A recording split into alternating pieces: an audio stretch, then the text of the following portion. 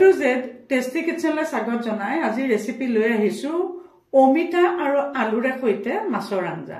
এই অমিতা আৰু আলুৰে সৈতে মাছৰ আঞ্জা বনাবৰ কাৰণে মই অলপমান অমিতা আৰু দুটা আলু কাটি লৈছো আৰু এইখিনি মাছ লৈছো।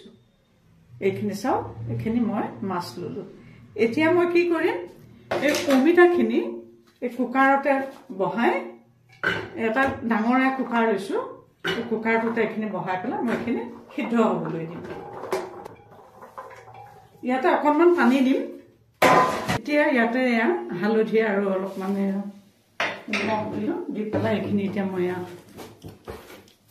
সুন্দৰকৈ সানি ললো মাছখিনি। ইতিমধ্যে এয়া গেছটো জ্বলাই কুকাৰটো এটা পাতি দিলোঁ। ঢাকনিখন মাৰি এইটো এটা চিটি মাৰি লম। ইতিমধ্যে এয়া এক চিটি মাৰি দিলে এতিয়া মই কুকাৰটো নমাই দিম আৰু ইয়াতে এখন পান পাতি দিম। ইয়াতে মাছকেইটা ভাজিবৰ কাৰণে পেলাই দিলোঁ। যিহেতু এবাৰতে নহয়, এইকেইটা আকৌ পিছত ভাজিম। ইতিমধ্যে মাছখিনি সুন্দৰকৈ ভজা হৈ গৈ আছে। সেই মাছটো কাটি ৰাখিম। এতিয়া মই কি কৰিম, আপোনালোকে মোৰ A to Z tasty kitchen যদি প্ৰথমবাৰ আহিছে আৰু ছাবস্ক্ৰাইব কৰা নাই তেতিয়া please subscribe my A to Z tasty kitchen.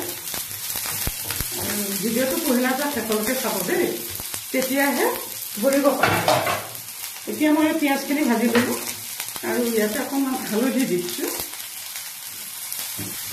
আপোনালোকে সুন্দৰ ৰেচিপিবিলাক বনাই বনাই খাব।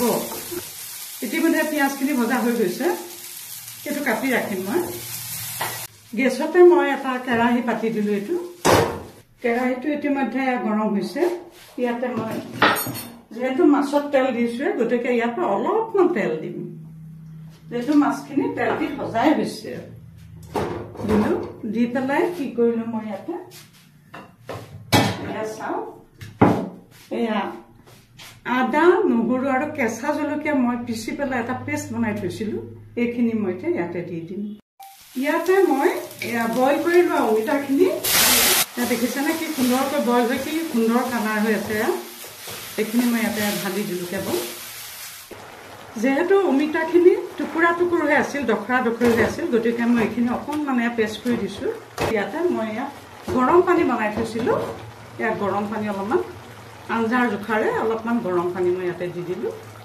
যিহেতু আঞ্জাখিনি উতলি উঠিছে, সেইকাৰণে মই মাছখিনি এপিচ এপিচকৈ ইয়াতে দি দিম। মাছখিনি এপিচ এপিচকৈ দি দিলোঁ